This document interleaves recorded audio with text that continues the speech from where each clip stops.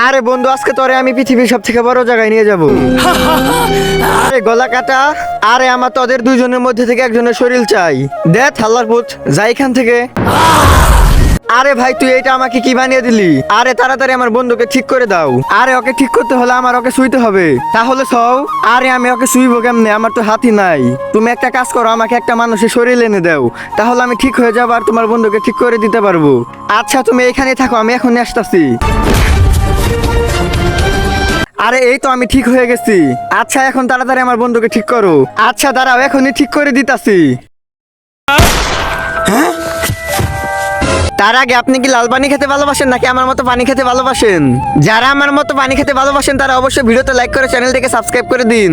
আর comment বক্সে লিখে দিন আপনি কোনটা খেতে ভালোবাসেন। আরে বাহ বস, আপনার বন্দুকের নিশানা তো সেই এক গুলিতে একদম মরে গেছে। আরে হালার পুত্রা, তোরা এটা কি করলি? এখন আমার বন্ধুর কি হবে?